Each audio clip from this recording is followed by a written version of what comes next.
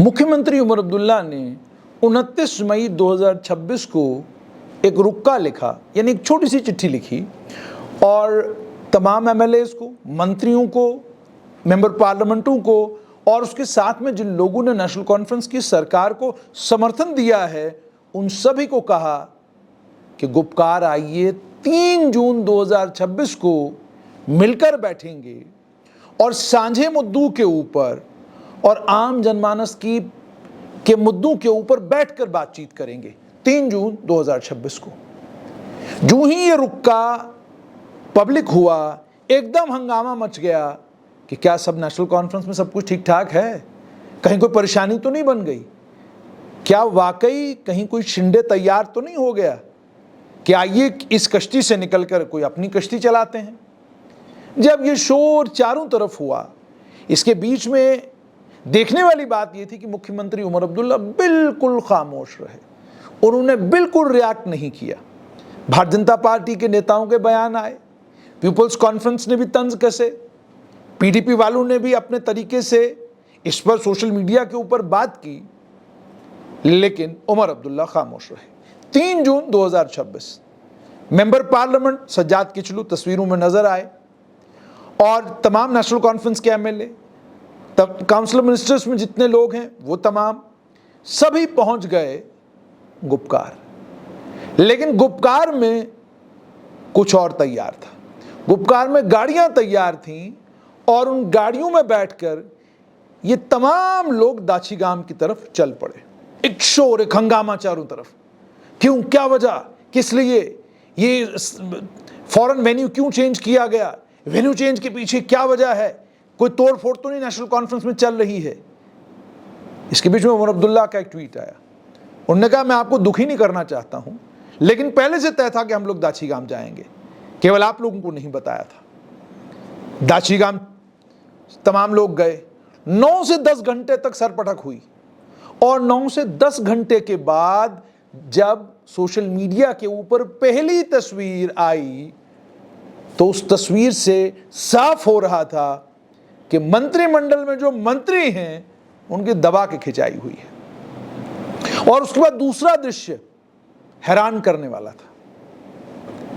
उप मुख्यमंत्री सुरेंद्र चौधरी पीछे खड़े हैं, उनके साथ में मुख्यमंत्री उमर अब्दुल्ला के पॉलिटिकल एडवाइजर नासिर असलम वानी हैं और सामने पार्टी के मुख्य प्रवक्ता तनवीर सादिक खड़े हैं और वो बता रहे हैं पत्रकारों को कि मीटिंग में क्या हुआ।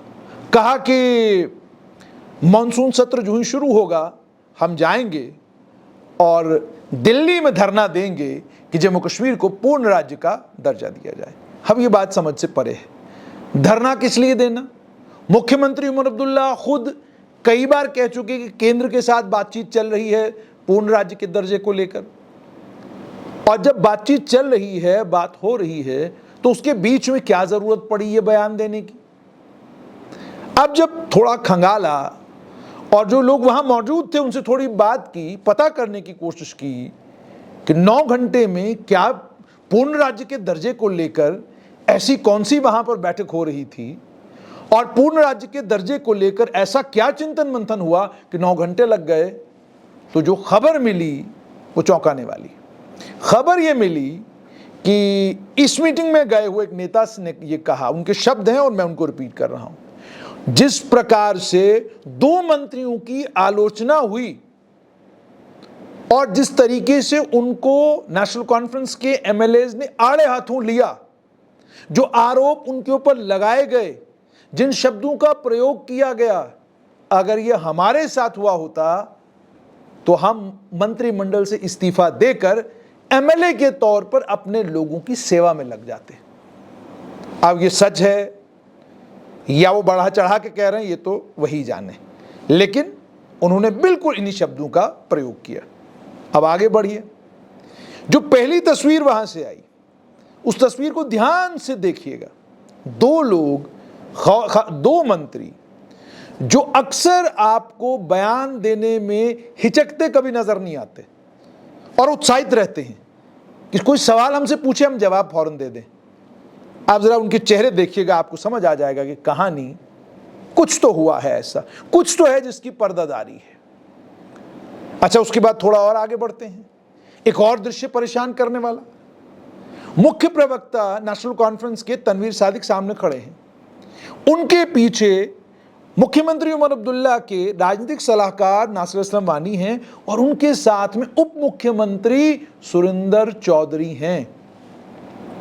जो नेशनल कॉन्फ्रेंस सुबह से लेकर शाम तक ताकत हमारे पास नहीं है, ताकत हमारे पास नहीं है, इसका शोर करती है, वो भली बात ही जानते हैं उप मुख्यमंत्री का प्रोटोकॉल क्या है, उप मुख्यमंत्री की इंपॉर्टेंस और रेलेवेंस एक केंद्र शासित प्रदेश में क्या है, वो भली बात ही जानते हैं। लेकिन उनके होते हुए जब पार्टी के मुख्य प्रवक्ता, जो केवल एक एमएलए हैं, पत्रकारों को संबोधित कर रहे हैं, तो ये अपने आप में संदेश साफ तौर पर भेज रहा है। आपने कहीं देश में ऐसा होता हुए देखा है क्या कि पार्टी के प्रवक्ता मौजूद हैं, मंत्री मौजूद हैं, बोलता कौन है? मंत्री बोलता है, प्रवक्ता तो सुनते हैं। यही अभी तक तो पूरे देश भर में यही देखा है। कहीं ये नहीं देखा कि मंत्री हैं और वो भी उप मुख्यमंत्री। अब मान लीजिए, चलिए अगर किसी विभाग के मंत्री होते तो समझ में आता, लेकिन उप मुख्यमंत्री हैं, उनके मौजूदगी में पार्टी के मुख्य प्रवक्ता बोल रहे हैं। और बोल क्या रहे हैं कि आज की जो मीटिंग हुई 9 घंटा जो हमने दाछीगाम में, जहां मोबाइल कनेक्टिविटी भी नहीं थी, जहां व्हाट्सएप पर मैसेज भेजना संभव नहीं था, जहां पर एसएमएस करना संभव नहीं था, जहां से किसी तरह का कोई भी संपर्क पत्रकारों के साथ, अपने दोस्तों, अपने हमदर्दों के साथ करना संभव नहीं था, वहां क्या हुआ? वहां यह हुआ कि तय हुआ कि हम मॉनसून सत्र जब पार्लियामेंट का शुरू होगा, दिल्ली में जाके धरना देंगे कि जम्मू कश्मीर को जल्द से जल्द पूर्ण राज्य का दर्जा दिया जाए। अब ये कैसा मजाक है? मुख्यमंत्री उमर अब्दुल्ला ने कितनी बार बयानों में यह कहा कि दिल्ली के साथ बात चल रही है पूर्ण राज्य के दर्जे को लेकर। मुख्यमंत्री उमर अब्दुल्ला केंद्रीय गृह मंत्री से जब चाहें तब मुलाकात कर सकते हैं, इसकी जानकारी मुख्यमंत्री को भी है और थोड़ी बहुत हमें भी है। जब चाहें तब मुलाकात कर सकते हैं, जब समय मांगते हैं फौरन समय मिलता है और मुलाकात होती है। और मुलाकात भी, उसकी तस्वीरें जब सोशल मीडिया पर आती हैं आप देखते हैं, बढ़िया मुलाकात होती है, मुस्कुराते हुए मुख्यमंत्री नजर आते हैं। पीछे बंगाल और आसाम में जब भारतीय जनता पार्टी की प्रचंड जीत हुई, उस जीत के बाद आपने देखा मुख्यमंत्री उमर अब्दुल्ला दिल्ली गए, फूल का गुलदस्ता, माफ कीजिएगा, गमले की आदत पड़ चुकी है, फूल का गुलदस्ता उनके हाथ में था, उन्होंने केंद्रीय गृह मंत्री को दिया। तो जहां इस तरह के रिश्ते केंद्रीय गृह मंत्री और मुख्यमंत्री के बीच में हो, वहां मॉनसून सत्र में धरना दिल्ली में देने की क्या जरूरत है? ये तो समझ से परे है। और जब कांग्रेस ने दिल्ली में धरना दिया था, नेशनल कॉन्फ्रेंस उस धरने का हिस्सा नहीं बनी थी। और इस समय की में तो ये बात भी चारों तरफ है कि कांग्रेस नेशनल कॉन्फ्रेंस से नाराज बहुत है। अब क्यों नाराज है, किस लिए नाराज है? तो कांग्रेस के नेताओं को पूछे तो वो कहते हैं कि अंदर कुछ चल रहा है। तो जब पूछे अंदर क्या चल रहा है तो कहते हैं जी अंदर कुछ चल रहा है। अंदर कहां? कहा जी बीजेपी और नेशनल कॉन्फ्रेंस के बीच में। अब ये जब सूरत हाल है और इस सूरत हाल के बीच में जब पार्टी के मुख्य प्रवक्ता ये कहें कि पूर्ण राज्य के दर्जे को लेकर वहां पर बातचीत हुई और तय हुआ, लेकिन जब हमने थोड़ा सा खंगाला और थोड़ा और पता किया तो निकल के ये आया कि मंत्रिमंडल को लेकर और मंत्रियों के व्यवहार को लेकर जितने भी एमएलए थे उन्होंने जबरदस्त तरीके से अपनी नाराजगी का इजहार किया। और मानेंगे नहीं आप, एक बुद्धिजीवी ने तो ये भी कह दिया, हमने पूछा कि भाई कुछ बताइए क्यों गुपकार से वो वहाँ चले गए, दाछीगाम नेशनल पार्क में चले गए? तो उन्होंने जवाब में कहा गुपकार जो है उसके बाहर पत्रकार खड़े रहते हैं।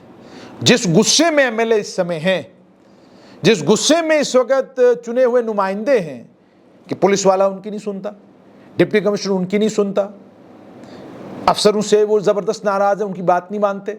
अरे चलिए वो तो मानते नहीं थे, अब तो मंत्री भी उनकी बात नहीं मानते। तो उन्होंने कहा कि हालांकि ये उनका अपना एक्सपीरियंस है और मैं ये नहीं कहता कि वो सच कह रहे हैं, लेकिन उन्होंने कहा कि भाई हो सकता है कि जिस समय ये मीटिंग शुरू हो जाती तो जोर जोर से चिल्लाने की आवाज़ें बाहर सुनाई देती, न जाने क्या क्या नीचे पत्रकारों को सुनने को मिलता, और उसके चलते जो है बाहर खबरें चल पड़ती कि नहीं, नेशनल कॉन्फ्रेंस में तो कुछ भी ठीक नहीं है। तो इसलिए ऐसे वातावरण में चले गए कि आप जितना मर्जी ऊंची आवाज में बात करें, बात जो है वो बात दायरे में रहेगी, सीमित दायरे में रहेगी। पत्रकार भी अंदर नहीं आ पाए। तो वहां क्या बातचीत हुई वो या तो नेशनल कॉन्फ्रेंस के एमएलए जानते हैं, या काउंसिल ऑफ मिनिस्टर्स जानती है, या मुख्यमंत्री उमर अब्दुल्ला जानते हैं, या मेंबर पार्लियामेंट सजाद किश्तू जानते हैं। क्योंकि मियां अल्ताफ और आगा सईद रूहुल्लाह के पास तो समय ही नहीं था इस मीटिंग को अटेंड करने का। ना मियां अल्ताफ गए, ना आगा सईद रूहुल्लाह गए। रूहुल्लाह ने तो बाद में कहा कि ये ठीक है जी, ये आपने फोटो शोटो खिंचवाई, ये अच्छी बात है, लेकिन इससे जो मुद्दे जम्मू कश्मीर के लोगों के हैं उनका कोई रिश्ता नाता नहीं। ठीक है जी। अब वहां पर अब तो बातें तो ये भी आ गई हैं सोशल मीडिया के ऊपर कि एक एमएलए ने तो यहां तक कह दिया कि मुख्यमंत्री उमर अब्दुल्ला को ये कहा कि मैं आपके एक मंत्री के पास गया, उसके साथ मेरी किसी आम लोगों के मुद्दे के ऊपर बहस हो गई, उसने मुझे कहा 5 मिनट में तुम्हें पार्टी से निकलवा दूंगा। तो कहता मुझे इतना गुस्सा आया, अगर मुझे आपका सम्मान नहीं होता तो मैं इस मंत्री को खिड़की से बाहर फेंक देता।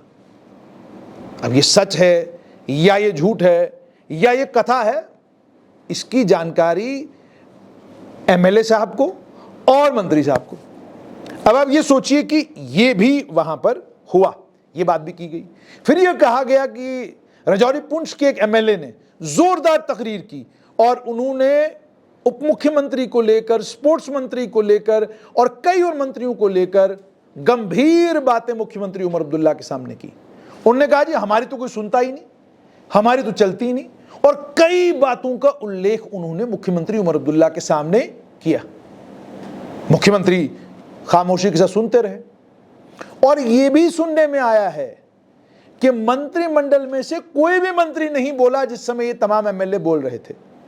इसका मतलब ये कि मुख्यमंत्री उमर अब्दुल्ला ने पहले ही काउंसिल ऑफ मिनिस्टर्स को ये कह दिया था और भांप लिया था कि मेरे एमएलए मुझसे नाराज हैं, इनको सुनना, इनके दुख दर्द को सुनना बड़ा जरूरी है। अगर नहीं सुनेंगे तो कहीं कोई बड़ा बवाल या कोई बड़ा परपंच ना हो जाए, ये बात तो तय है। और एक बात और, मुख्यमंत्री उमर अब्दुल्ला ने 29 तारीख को चिट्ठी लिखी तमाम एमएलएज को, सहयोगियों को, मंत्रियों को, सबको। यानी वो भांप चुके थे पहले ही, क्योंकि कुछ लोगों ने कहा कि नहीं जी हमने कहीं ट्वीट किया या हमने कहीं एक्स पे लिखा, उसके बाद मुख्यमंत्री रिएक्ट किया। नहीं, ऐसा नहीं है, मुख्यमंत्री जानते थे।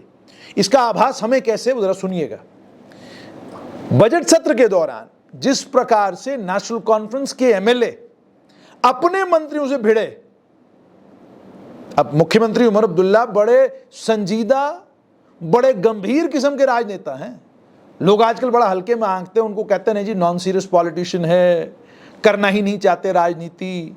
जो व्यवस्थाएं हैं जो परिस्थितियां हैं उनमें बढ़िया कर रहे हैं मुख्यमंत्री के तौर पर उमर अब्दुल्ला, जितनी उनके पास ताकतें हैं। और राजनेता के तौर पर तो वो जानते कहां कैसे खेलना है इसका, और उन्हें आभास हो चुका था ठीक बजट से सत्र में ही कि कुछ गड़बड़ है अंदर, नाराज है मेरे एमएलए।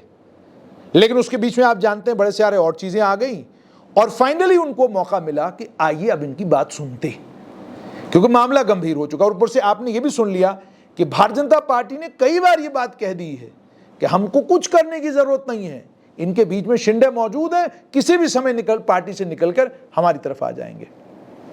और ये एक सच्चाई भी हो सकती है, उसका कारण बिल्कुल साफ है। जम्मू कश्मीर एक राज्य था और वहां से केंद्र शासित प्रदेश बना है। ज्यादातर जो एमएलए नेशनल कॉन्फ्रेंस के हैं उन्होंने राज्य के टाइम में देखा है कि एक एमएलए की ताकत कितनी होती है। वो आज असहाय महसूस कर रहे हैं, वो आज महसूस कर रहे हैं कि उनके पास ताकत नहीं है, वो आज महसूस कर रहे हैं कि उनके काम नहीं हो रहे हैं। अब उनको जहां ब्यूरोक्रेसी से, पुलिस से या बाकी प्रशासनिक अधिकारियों से कोई ज्यादा उम्मीद तवक्का नहीं है, वहीं पर उनको तवक्का यह कि कम से कम मंत्री तो हमारी सुने। अब जब मंत्रिमंडल के लोग भी उनकी नहीं सुनेंगे तो जाहिर सी बात है फिर गुपकार पर तो मीटिंग होगी नहीं, क्योंकि अगर गुपकार पर मीटिंग होगी फिर बवाल होगा, फिर शोर होगा, हंगामा होगा और पत्रकारों को मसाला मिलेगा और कहानी हो जाएगी, भैया टूट गई, नेशनल कॉन्फ्रेंस में तोड़फोड़ हो गई। और आप ये भी जानते हैं कि उमर अब्दुल्ला ये भी जानते हैं कि आगा सईद रूहुल्लाह देख रहे हैं, बड़ी पैनी नजर रख के देख रहे हैं। क्यों? वो इसलिए पैनी नजर करके देख रहे हैं क्योंकि उन्हें ये लग रहा है कि भैया जिस मैंडेट पे या जिस मैनिफेस्टो पे हम लोगों ने चुनाव लड़के सरकार बनाई थी उससे इधर उधर जा रही है एनसी। इसलिए वो इंटरनल रेबिलियन की कोई स्थिति न बने। और उमर अब्दुल्ला इस बात से भी वाकिफ है, उनके पिता भी जानते हैं, जिस जम्मू कश्मीर में एक चुने हुए प्रधानमंत्री को एक माना हुआ दुनिया का डेमोक्रेट, देश का सबसे बड़ा नेता एक समय का पंडित जवाहरलाल नेहरू गिरफ्तार करवा के, प्रधानमंत्री थे वो उस समय, वो गिरफ्तार हुए और एक पुलिस वाला उनको जो है जेल तक पहुंचाता है, जहां पर रात को डॉक्टर फारूक अब्दुल्ला की सरकार थी, सुबह उनके ही रिश्तेदार की सरकार हो गई, जहां पर नेशनल कॉन्फ्रेंस में कई बार तोड़फोड़ हो चुकी है और जहां पर चुने हुए मुख्यमंत्री, पूर्व मुख्यमंत्री पब्लिक सेफ्टी एक्ट में बंद रहे हों, वहां पर कुछ भी संभव है। अब देखिए, अगर महाराष्ट्र में शिंदे पार्टी तोड़कर शिवसेना शिंदे बनाते हैं और उसके बाद चुनाव भी जीतते हैं बहुत बढ़िया तरीके से, तो क्या जम्मू कश्मीर में नहीं हो सकता ऐसा? क्योंकि परिस्थितियां अलग हैं और व्यवस्थाएं अलग हैं। तो इसलिए जो दाचीगाम नेशनल पार्क में मीटिंग हुई है, इस मीटिंग को लेकर दो बातें तो बिल्कुल साफ है। एक तो ये कि स्टेटहुड तो कहानी है, किस्सा असल में था जो नाराजगी एमएलएस को, जो नाराजगी चुने हुए नुमाइंदों को इन काउंसिल ऑफ मिनिस्टर्स से थी, जो नाराजगी इन चुने हुए नुमाइंदों को मंत्रिमंडल से थी, उस नाराजगी का इजहार करने का मौका देना इन्हें, उनकी बात समझना और काउंसिल ऑफ मिनिस्टर्स में जो मंत्री हैं उनको भी ये बात साफ कर देना कि कल अगर हम काउंसिल ऑफ मिनिस्टर्स में कोई परिवर्तन करेंगे तो नाराज मत होइएगा, हम इसलिए परिवर्तन करेंगे क्योंकि आपका स्कोर कार्ड ये है, आपकी परफॉर्मेंस ये है, आपका रिपोर्ट कार्ड ये, देख लीजिए आपका रिपोर्ट कार्ड आ गया। ये एमएलए कह रहे हैं कि आप क्या कर रहे हैं। यानी काउंसिल ऑफ मिनिस्टर्स को एक्सपैंड करना या मंत्रिमंडल के अंदर तब्दीली करना, ये दोनों चीजों के लिए रास्ता साफ कर दिया है मुख्यमंत्री उमर अब्दुल्ला और उनके पिता डॉक्टर फारूक अब्दुल्ला ने। बिल्कुल रास्ता साफ कर दिया है कि काउंसिल ऑफ मिनिस्टर्स के तमाम मंत्रियों को उनका रिपोर्ट कार्ड दिखा दिया, ये लीजिए, ये देख लीजिए, 2 साल होने को हैं और ये आपका रिपोर्ट कार्ड है, ये एमएलए आपके बारे में ये कह रहे हैं, ये आप, और ये देख लीजिए, हम नहीं कह रहे हैं, ये देखिए आपके सामने आपको सुनाया जा रहा है कि आप क्या कर रहे हैं। हम मध्यस्थता भी नहीं कर रहे, हम सिर्फ दोनों तरफ की बातें सुन रहे हैं। अगर झूठ है तो आप बताइए, अगर सच है तो आप ठीक करिए। अब कुछ लोगों ने खबर भी चलाई, फलां को नोटिस दिया, ये दिया, उन चीज़ों को मैं नहीं मानता। मुख्यमंत्री कभी किसी को नोटिस नहीं देते, उन्हें नोटिस देने की ज़रूरत भी नहीं है। जो मैंडेट उनके पास है उसमें उनके पास ये ताकत है, वो मनूवरिंग कर सकते हैं।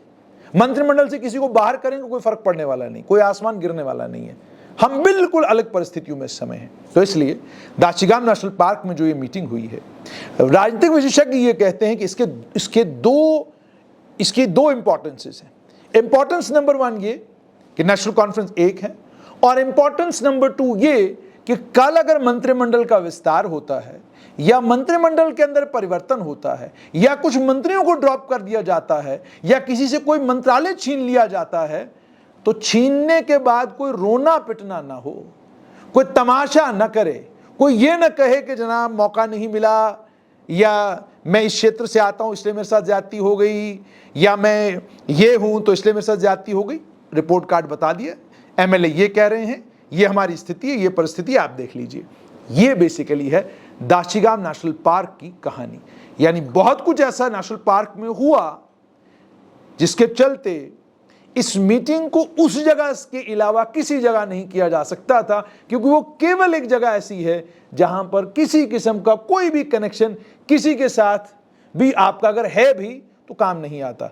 और अंत में ये बात जरूर कहते हैं, डिस्क्लेमर जरूरी है। डिस्क्लेमर ये कि अगर तो नेशनल कॉन्फ्रेंस के अंदर सब ठीक ठाक है और बीजेपी ने बीच से कुछ काटा नहीं है या बीजेपी कहीं कुछ खेला नहीं कर रही है, तो फिर दाचीगाम नेशनल पार्क में मीटिंग करने की जरूरत क्या पड़ी?